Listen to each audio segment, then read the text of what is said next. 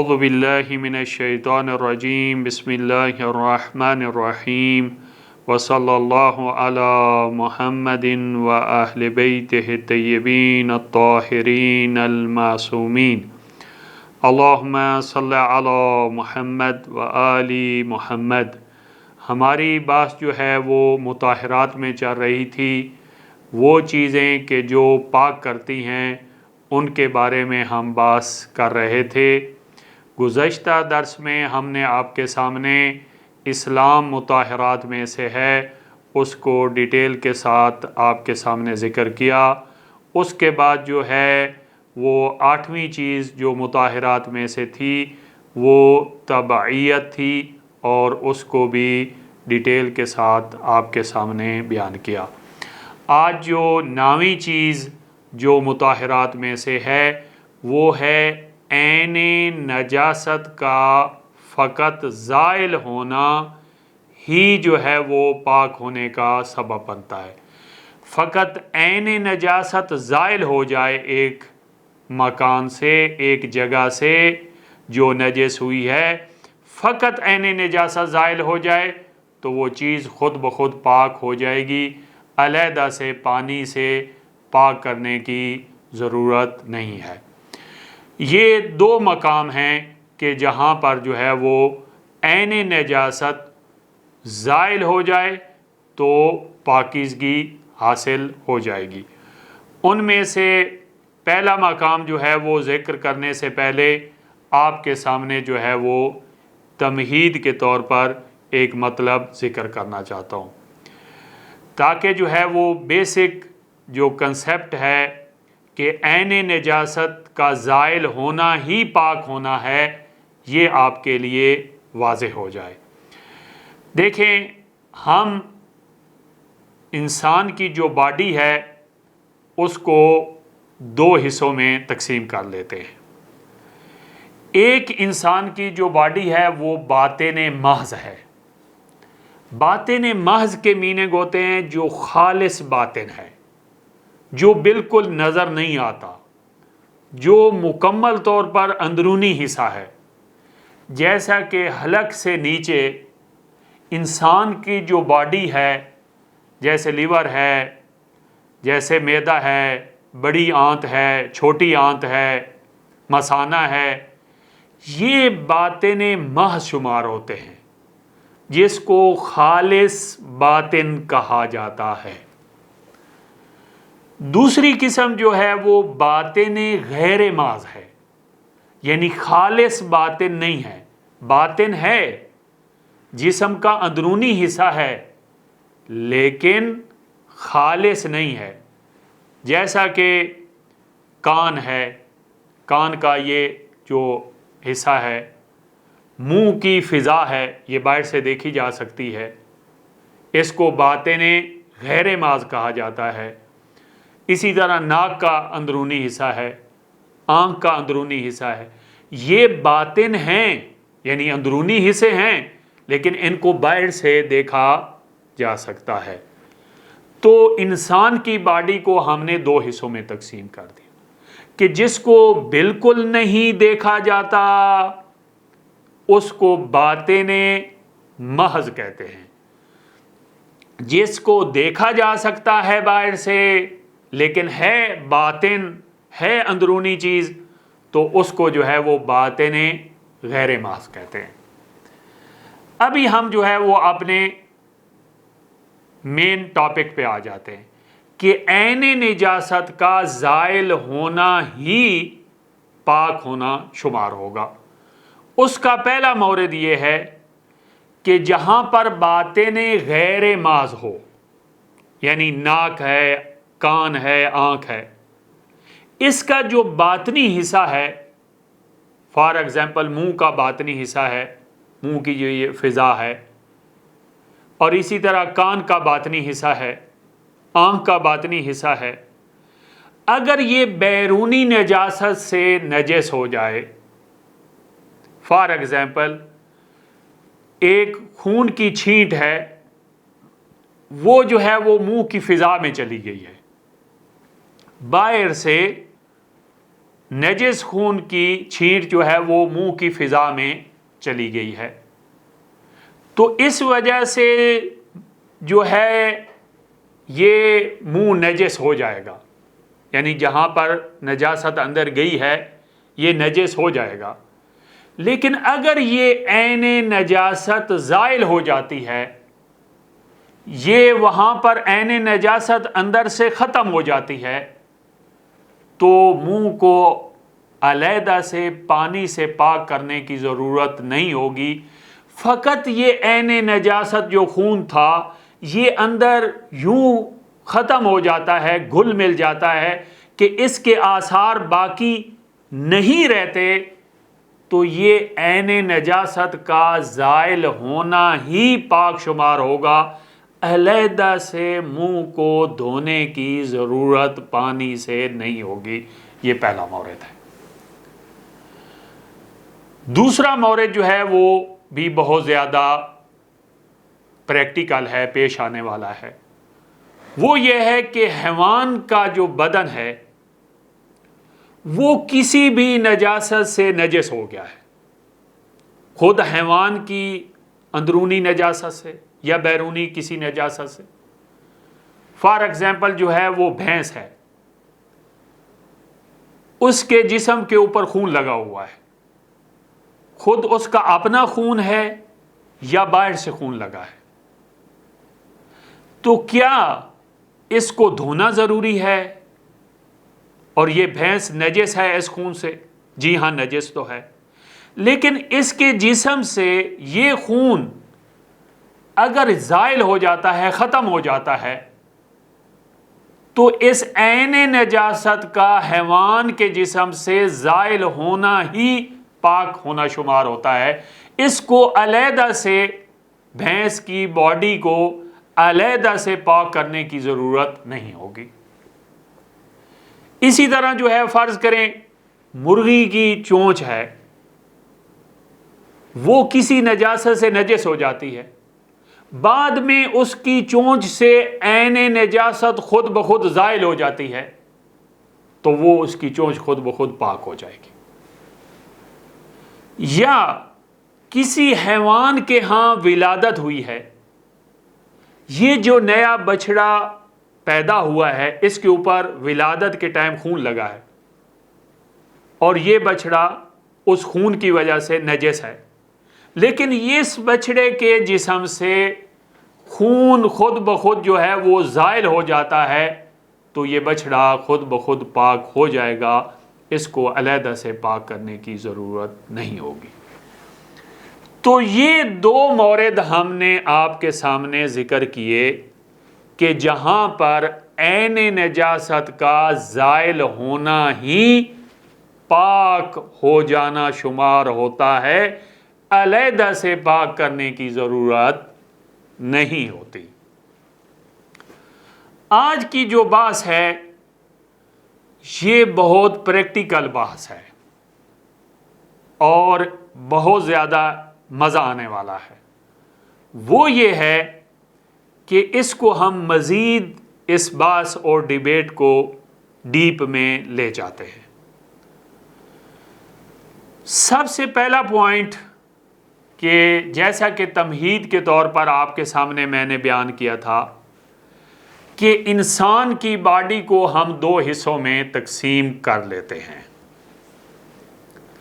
ایک وہ ہے کہ جو باطن محض ہے، جو خالص باطن ہے، جیسا کہ حلق سے نیچے انسان کی جتنی بھی باڈی ہے یہ باطن محض شمار ہوتی ہے، خالص باطن۔ یہاں پر نجاست کا کوئی کنسیپٹ نہیں ہے۔ آپ کہیں گے آقا صاحب یہ آپ کیا کہہ رہے ہیں؟ جی ہاں، انسان کا جو خالص باطن ہے یہاں پر نجاست کا کوئی کنسیپٹ نہیں ہے۔ اس بات کے کیا مطلب ہے کہ کوئی کنسیپٹ نہیں ہے؟ میننگ یہ ہے کہ یہ جو ہمارے اندر خون دوڑ رہا ہے، کیا یہ خون نجس ہے؟ یہ جو ہماری وینوں کے اندر خون دوڑ رہا ہے، کیا یہ خون نجس ہے؟ نہیں، خون ہے لیکن یہ نجس نہیں ہے جب تک وینوں کے اندر ہے. ہاں جب باہر آئے گا تو ہم کہیں گے کہ یہ نجس ہے. یہ جو ہمارا دل پمپ کر رہا ہے خون کو، کیا یہ دل نجس ہے؟ کیا جو ہمارا لیور جو ہے وہ خون بنا رہا ہے، کیا ہمارا لیور نجس ہے؟ نہیں. ہمیشہ بڑی آنت میں پاخانہ موجود ہوتا ہے تو ہم کہیں کہ انسان تو پھر نجس ہے. ہمیشہ انسان کے مثانے میں یورین موجود ہوتا ہے تو کیا جو ہے وہ جب مثانہ جو ہے وہ یورین سے بھرا ہوا ہو تو کیا انسان نجس ہے؟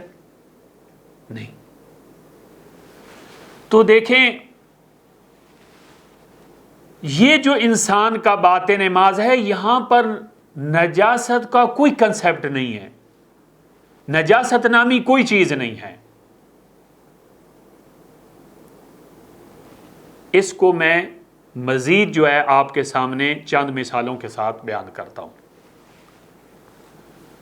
فار ایگزامپل، ہم نے 3 رطوبتیں ذکر کی تھیں،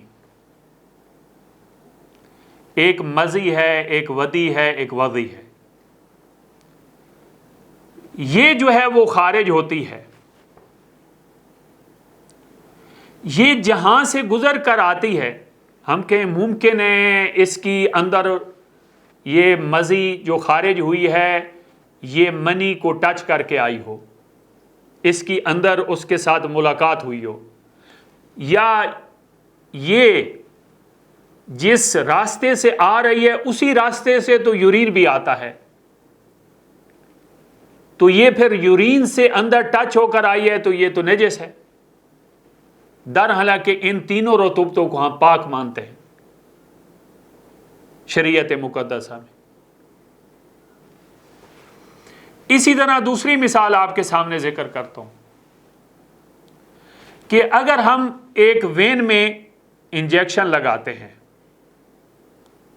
یا سیمپل لینا ہے اور ہم نے وین میں سرنج کو انٹر کیا ہے، اس وین کے اندر جب سرنج اندر گئی ہے، جب سوئی اندر گئی ہے تو یہ بلڈ کو ٹچ ہوئی ہے، لیکن یہ جو ٹچنگ ہوئی ہے، یہ جو ملاقات ہوئی ہے، یہ اندر ہوئی ہے. جب ہم سرنج کو باہر نکالتے ہیں، اگر وہ خون سے آلودہ نہ ہو تو یہ سرنج پاک ہے. کیوں؟ کیونکہ اس کی ملاقات اندر ہوئی ہے، لیکن یہ باطن محض ہے، یہاں پر نجاست کا کوئی کنسیپٹ نہیں ہے. اسی طرح جو ہے وہ اگر کوئی انسان گٹھلی کھا لیتا ہے اور وہ جو ہے وہ گٹھلی جو ہے وہ پہلے چھوٹی آنت میں گئی ہے، پھر بڑی آنت میں گئی ہے، پھر وہ جو ہے وہ باہر آ گئی ہے، لیکن یہ جو گٹھلی جب باہر آئی ہے تو اس کے اوپر پاخانہ لگا ہوا نہیں تھا تو یہ پاک ہے. اگرچہ یہ چھوٹی آنت سے ہوتے ہوئے بڑی آنت سے ہوتے ہوئے باہر آئی ہے تو آپ کہیں گے کہ یہ تو پخانے کو ٹچ کر کے آئی ہوگی تو یہ تو یہاں پر نجاست کا کوئی کنسیپٹ نہیں ہے. ہاں اگر اس گٹھلی کے اوپر جو ہے وہ پاخانہ موجود ہوا تو اس صورت میں یہ نجس ہوگی. اسی طرح اگر ایک شخص جو ہے وہ شراب پی لیتا ہے، شراب عین نجس ہے، یہ شراب اس کے جو ہے وہ چھوٹی آنت میں معدے میں چلی گئی ہے، اسٹمک میں، تو کیا ہم یہ کہیں کہ یہ انسان نجس ہے؟ ہاں اس نے حرام کا ارتکاب کیا ہے، گناہان کبیرہ کا ارتکاب کیا ہے، لیکن اس کا معدہ ابھی نجس نہیں ہے. ہم یہ نہیں کہہ سکتے کہ یہ انسان نجس ہے. اور اسی طرح ایک اور غذا، شراب پینے کے بعد ایک اور جو ہے وہ کوئی چیز اوپر سے جو ہے وہ کھا لیتا ہے. پھر یہ کیا کرتا ہے, وہ جو پاک چیز اس نے کھائی تھی وہ باہر آتی ہے اور اس کے اوپر شراب موجود نہیں ہوتی, تو وہ پاک چیز جو ہے وہ پاک ہی ہوگی. تو یہ تو تھا کہ جب ہم نے انسان کا جو باطن محض ہے, ابھی جو انسان کا باطن غیر محض ہے, یہاں پر بھی 4 صورتیں بنتی ہیں. باطن غیر محض یعنی ہے اندرونی حصہ انسان کا, لیکن باہر سے نظر آتا ہے, خالص باطن نہیں ہے. یہاں پر ENT کے جو ڈاکٹر ہیں ان کے ریلیٹڈ بھی مسائل ہیں یہاں پہ, جو ہم ان کے ریلیٹڈ بھی مسائل ہیں. جیسے جو ہے وہ کان کا اندرونی حصہ ہے, ناک کا اندرونی حصہ ہے لیکن باہر سے نظر آتا ہے, منہ کا اندرونی حصہ ہے, منہ کی فضا ہے جو باہر سے نظر آتی ہے, آنکھوں کا اندرونی حصہ ہے. تو یہاں پر بھی 4 صورتیں ہیں. پہلی صورت یہ ہے کہ نجاست اور نجس ہونے والی چیز دونوں خارج سے ہیں, لیکن ملاقات جا کر باطن غیر محض میں ہوتی ہے. اس کی کیا مثال ہے؟ یعنی دونوں چیزیں, نجاست بھی اور جو چیز نجس ہوئی ہے, دونوں باہر سے ہیں, لیکن ملاقات کہاں پہ ہوئی ہے؟ فار ایگزامپل منہ میں ہوئی ہے, حلق سے نیچے نہیں, منہ کے اندر. فار ایگزامپل مصنوعی دانت ہیں, یہ مصنوعی دانت جو ہیں یہ باہر سے ہیں یا انسان کے اندر سے ہیں؟ یہ باہر سے ہیں. اور نجاست جو ہے وہ بھی باہر سے ہے. فار ایگزامپل ایک شخص نے نجس کھانا کھا لیا ہے اور وہ مصنوعی دانت کو جا کر لگ گیا, تو مصنوعی دانت بھی باہر سے اور جو نجس کھانا کھایا ہے یہ بھی باہر سے, لیکن یہ ٹچ کہاں پہ ہوئے ہیں؟ منہ میں, جو انسان کا باطن غیر محض ہے. تو کیا یہ نجس مصنوعی دانت ہو جائیں گے یا نہیں, اور پاک کیسے ہوں گے؟ جی ہاں, یہ نجس ہو جائیں گے اور ان کو پانی کے ذریعے پاک کرنا پڑے گا. اس کے علاوہ یہ مصنوعی دانت پاک نہیں ہوں گے. یہ پہلی صورت ہے. دوسری صورت یہ ہے کہ دونوں داخلی ہیں, یعنی نجاست بھی داخل سے ہے اور نجس ہونے والی چیز بھی داخل سے ہے. جیسا کہ اصلی دانت جو ہیں وہ اندر کی ہی نجاست سے, مسوڑوں کے خون کی وجہ سے نجس, مسوڑوں کا خون ان کو لگ گیا ہے. میں پھر اس کو دہرا دیتا ہوں, دونوں داخلی چیزیں ہیں, یعنی نجاست بھی داخل سے ہے اور جو دوسری چیز ہے وہ بھی داخل سے ہے. جیسا کہ مسوڑوں کا خون یہ داخل سے ہے اور دانت جو ہیں وہ اصلی ہیں,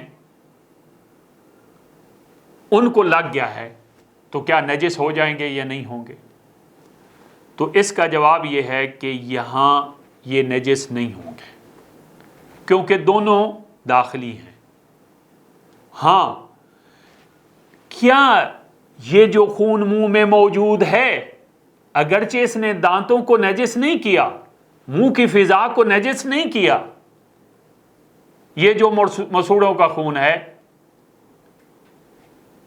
لیکن کیا اس کو نگل سکتے ہیں؟ نہیں, اس کا نگلنا جائز نہیں ہے. جب تک یہ خون ختم نہیں ہوگا اس وقت تک اس کو نگلا نہیں جا سکتا. جب تک خون رہے گا اس کو نگلیں گے تو حرام ہوگا. تیسری صورت یہ ہے کہ نجاست خارج سے ہے اور جو نجس ہونے والی چیز ہے وہ اندر سے ہے اور باطن غیر محض ہے. جیسا کہ شروع میں نے آپ کے سامنے بیان کیا تھا کہ ایک خون کا قطرہ جو ہے وہ اندر جو ہے وہ اصلی دانت کو لگ جاتا ہے. تو کیا یہاں پر یہ نجس ہو جائے گا یا نہیں ہوگا؟ تو یہاں پر جو ہے وہ نجاست بیرونی ہے اور جو نجس ہونے والی چیز ہے وہ داخلی ہے. تو یہاں پر نجس تو ہو جائے گا لیکن عین نجاست کا زائل ہونا ہی پاک ہونا شمار ہوگا، کہ جس کے لیے آج ہم نے یہ سارا کا سارا مطلب بیان کر رہے ہیں. اس کے بعد جو ہے وہ چوتھی صورت وہ یہ ہے کہ نجاست داخل سے ہے اور نجس ہونے والی چیز خارج سے ہے. نجاست داخل سے ہے، فار ایگزامپل مسوڑوں کا خون مصنوعی دانتوں کو لگ جاتا ہے. یہ مصنوعی دانت باہر سے ہیں، یہ داخل سے نہیں ہیں. تو مسوڑوں کا خون مصنوعی دانتوں کو لگ جاتا ہے تو کیا یہ نجس ہو جائیں گے یا نجس نہیں ہوں گے؟ یہاں پر دیکھیں ENT کے جو ڈاکٹر ہیں وہ کان کے اندر کوئی جو ہے وہ ٹول داخل کرتے ہیں، ناک کے اندر داخل کرتے ہیں، یا ڈینٹسٹ ہیں وہ اندر داخل کرتے ہیں، اور وہ جو ہے وہ نجاست سے اندر جو ہے نجاست داخل کی تھی اور ٹول جو ہے یہ خارج سے تھا، وہ اندر نجاست کو ٹچ کرتا ہے. لیکن کیا یہ ٹول اندر نجس ہو جائے گا یا نہیں؟ یہ مصنوعی دانت جن کو مسوڑوں کا خون لگا ہے اندر سے، کیا یہ مصنوعی دانت نجس ہو جائیں گے یا نہیں؟ یہ نجس نہیں ہوں گے. ہاں اگر یہ ٹول یا دانت آپ باہر نکالتے ہیں اور یہ خون آلودہ ہوتے ہیں تو پھر جو ہے وہ نجس ہوں گے، ورنہ جو ہے وہ نجس نہیں ہوں گے. تو آج ہم نے آپ کے سامنے بیان کیا کہ عین نجاست کا زائل ہونا ہی جو ہے وہ پاک ہونا شمار ہوتا ہے. آخر میں جو ہے وہ ایک اور نقطے کی طرف جو ہے وہ آپ کی توجہ مبذول کروانا چاہتا ہوں. وہ یہ ہے کہ یہ جو ہونٹوں کے بند ہونے کی جگہ ہے، کیا یہ باطن غیر محض میں شمار ہوتی ہے یا ظاہر میں شمار ہوتی ہے؟ تو یہ باطن غیر محض میں شمار ہوتی ہے، یہ ظاہر میں شمار نہیں ہوتی. لہذا اس پر باطن غیر محض کے احکام جاری ہوں گے. والحمد للہ رب العالمین. اللہم صلی علی محمد وآل محمد.